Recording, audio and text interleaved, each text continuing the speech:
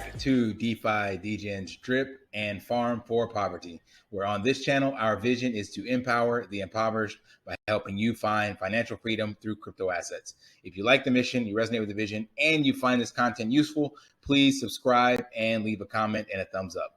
Welcome back, DeFi, Degens, Drip, and Farm for Poverty. All right, so we're going to jump right into the 4-hour AMA that Forex just did. You can watch it on Ray from Bartertown Conglomerate's channel. Also, Driptopian. I think Driptopian actually did it better. There's no commentary on his, and he recorded the whole thing.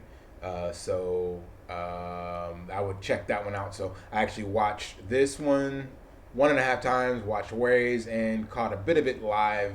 So this is a summary of all that, plus getting some info from some of the Telegram groups and combining the notes so that hopefully you guys can get all of the info in one spot and not be 4 hours. So we're going to dive right into it. First, as a reminder, till the end of April 30th, you have the free drip giveaway that I'm doing. Also in conjunction with the free certified health and fitness coaching. So if you join my drip team, stake at least 2 drip, you will get free 30 days of health and fitness coaching. Or if you don't want to do the drip staking, you can do $45 in the Piggy Bank on the 21st when that launches. All right, so we're going to jump right into it. I took a lot of notes. I'll show you on this screen. It's a lot of pages of notes combined. So I'm going to try to make this as painless as possible and not make this a 4-hour AMA. All right, so first off, we start with the animal farm. So as you probably already know, it will relaunch on 21st. That's one day before the anniversary. Forex actually did not know the official anniversary date of the drip faucet, but he is going to look at doing something for that, and the community's already banded together to try to say for everyone to buy 4.22 drip on 422. Like I said, the token migration is done. There's nothing you need to do. All tokens will be credited. You will receive the equivalent of the pigs for the amount of pigs that you had in version 1. As long as you withdrew your tokens and sent them to the crediting contract, when things go live, you will be credited the tokens. You don't have to do anything. The Piggy Bank launches on Thursday the 21st, and whatever amount of the LP that you had, you'll get the same. So you may not have the same amount of tokens, but let's say you had 5% of the Piggy Bank LP, you will have the equivalent of 5% in the new stake, or the new Piggy Bank V2. Next up, people who deposit new money during the first 48 hours of the launch will receive a 20% bonus. Remember, this bonus can be not restaked. When you get that bonus, if you lock it up, you'll be able to compound, and you'll get those dividends on top of the compounding on top of the 20%. So that's extremely bullish for anybody who wants to add capital. This is to decentivize people from removing liquidity, and he goes into that on the next part where he says there will be less than 20% of pigs in circulation. So 80% plus of the pigs version 2 that are available are actually staked in either time lock stake or in the Pigpen. He actually said somewhere around like 10% or so is circulating in wallets. I think actually less than that. He said like 5%, but we're just going to say 20. So basically what he's saying is that there's less than 20% total that can be dumped on the market because the bulk will be locked up. And for those that can dump on the market, he's going to incentivize with that 20% bonus to restake those so that the pigs don't see a big drop off when we really launch. Then he dove into the Pigpen. So remember, the Pigpen is different from the Piggy Bank. Let's see if I pull that up real quick. Is it here? The Pigpen is where you actually get. Nope, I don't have it. You actually get the portion of the protocol. So the Pigpen is where you're getting paid out pigs BUSD. It's not the Piggy Bank, but he's saying that the Pigpen, the capital will be shared with the community rather than the creators. Don't know what that actually meant. I took notes on that, and I'm not even sure what that meant. But your share grows every day you spend in the Pigpen. So as long as you're in the Pigpen, you're gaining share of the actual ownership of the animal farm. And there's also millions of dollars of capital that will be re-injected into the Pigpen coming from the last 5.5 weeks that the contracts have been paused, but the money for people who staked in the other non-native pools like ETH or Bitcoin or DAI or whatever. Those have been being sent back to the pancake swap, and they've been generating cake, and that means it's been generating liquidity, and that value will be put into the Pigpen. So being in the Pigpen is he's always said that's a long-term play, and you'll be getting paid out BUSD, and that portion of that will be continued to increase as more capital and transactions are done on the animal farm. Lastly, he went into the security of not only the animal farm but future protocols. So he said we have not had one exploit where investors lost capital. All other protocols had an exploit, meaning all of their like fork contracts and other devs and things of that nature. The one for this, the botter was not able to withdraw more than 5x of their deposit. Remember, that's actually part of the piggy bank. Whatever you deposit, you have a max of 5x that you can withdraw. Kind of the same way you have 3.65x that you can withdraw in the drip faucet. So this is a mechanism that he's always had in place to stop things from being hijacked, so to speak. And because that 5x alarm bell went off, this gave Forex 24 hours to pause the contract, and then that's what put us on our path of 5 weeks of this getting remedied. He also has new quality control dev that he hired that literally is just going to overlook or look over his shoulder and BB's shoulder at the contracts and anything they write up. So anything that goes forward, this guy will overlook everything before it's submitted, even to the second tier quality control people and auditors like Paladin or Solidity or anything like that.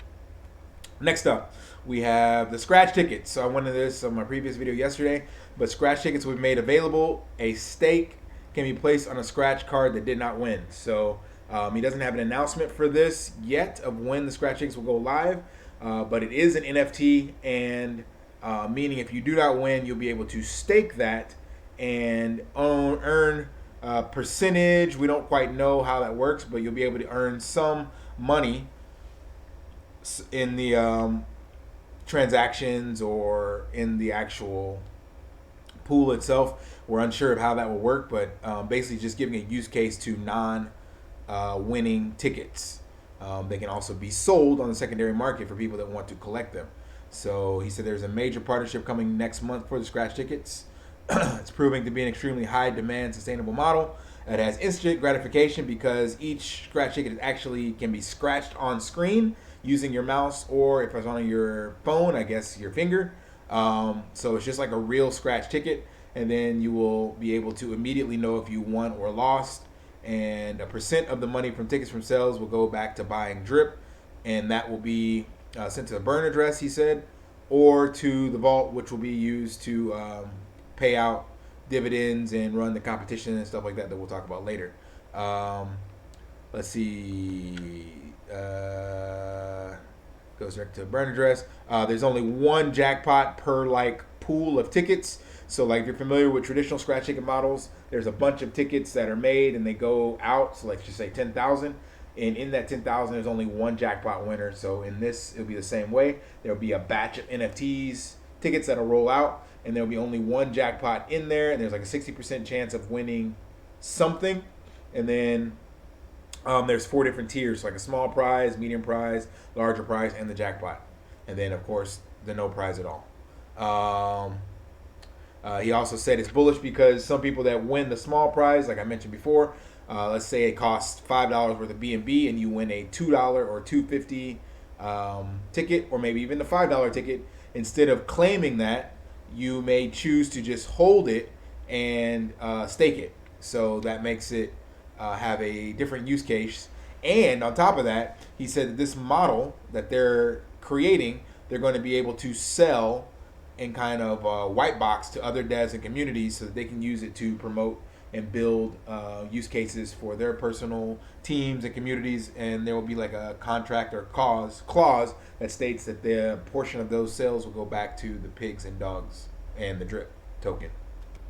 So that is bullish as well. Like he's creating utility within the utility and allowing devs and communities to buy this and use it for themselves to create, promote projects, things of that nature. So you've already seen multiple people forking projects. So this will be a way that they don't have to fork to try to make capital on some kind of project they're raising. Think of it kind of like a fundraiser.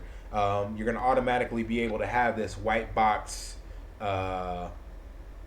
scratch ticket for your project fundraiser, for your token sales or whatever it is, and so it'll automatically start to generate money, and it's easy for other devs to just go ahead and pick this up. So let's say you don't have any coding experience, you'll have the trust and faith knowing that it's already been proven, and then you just get to white label it and put your name on it, and then a portion of it goes back to our ecosystem.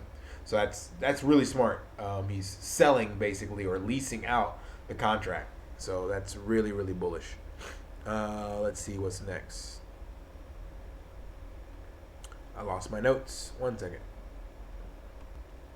All right, next up we have, let's see, did I cover everything? No, deflationary mechanics built in, so that's where the buybacks come in, where they'll be burned or put into the vault for drip, and the instant gratification. So I already talked about that.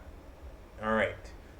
Continued, shared to other devs, just mentioned that. And Forex stated, direct quote, this is the biggest thing he's ever done. This was actually a quote from the BT and Forex round 2 AMA.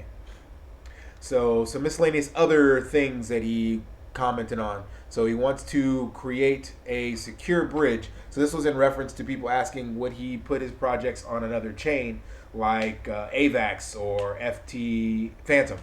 And he said no, because he wants to always ensure that there's use cases for his tokens, and since all his tokens exist on the Binance Smart Chain, he doesn't want to spread the liquidity. But he said he is interested in building a bridge to get other people to bring liquidity over, and there's currently no secure bridging or privacy bridge that allows people to send capital across bridges without sharing their information. So he wants to build that, and no one has done that in the crypto space, so that would be something he's looking to do. He mentioned debit card service. So Forex has connections with international debit card service and is looking at bringing an international debit card to Drip. Not sure how that works or what that means, but he mentioned Paxos and in the other AMA, so maybe there's something to do with it there. He also mentioned that Coinbase reached out to him to get their Coinbase wallet on the Drip UI. So right now you can use MetaMask and you can use Trust Wallet. So they want to add the Coinbase wallet to that. So that's bullish, just having another wallet so that people can interact with the Drip contract. Forex mentioned that the difference between him and other devs is that any profit that is made always goes back to the community. So he never takes a developer fee. He never takes the tokens because he doesn't believe in selling his own tokens to provide liquidity to himself. So the money that other developers make from the dev fees usually generates in the millions, and all this money always goes back to the community and his projects. He mentioned about being more stringent. Future projects will not have a deadline until they are completely finished, ensuring that no mistakes are made. We've introduced additional security mechanisms to the protocol that allow us to act more quickly while minimizing the damage. This was in reference to a quarantine he mentioned. So in the future, if there's an issue, he won't have to shut down the entire contract. He'll have quarantine zones where he can only shut down bits and pieces, and that will allow the project to continue moving forward or stay open while he's able to patch things if and when something comes up. He mentioned about PancakeSwap, Chainlink, and BetFury are still all on the table. He just had them on the back burner while he's been fixing and relaunching the Animal Farm. He also went into the stable coin that I already talked about in my other video, so he is interested in that. And lastly, he talked about his DAO. So if you're not familiar, he has the Reap DAO, and it's right now I think around 40,000 to get in.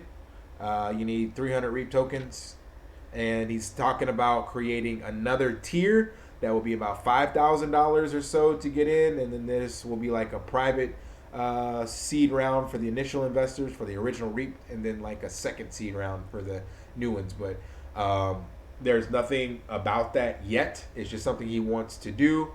So we'll see where that goes. So if you're not familiar, the Reap DAO is where a lot of exclusive deals are made, and they are all deals that Forex makes sure that whoever's offering the deal does not split that deal across other VCs, basically. So it's exclusive deals just for the Reap DAO. And just some cool quotes that he mentioned. He said, "I'm more excited now than I've ever been in my life. I want to be number one when people type crypto into Google, and I've never been more bullish on Drip." So that is it. That's all the quotes. That's all the information. Hopefully, I wrapped that up quick enough for you and covered everything. There's nothing else that I left out. You still are more than welcome to listen to the 4-hour AMA. I believe there will be other AMAs coming up this week, so I will try to, again, compile them all and keep them under 20 minutes so that you don't have to listen to 4 hours worth. And that will be it. So until next time, live daily and achieve your impossible. See you guys.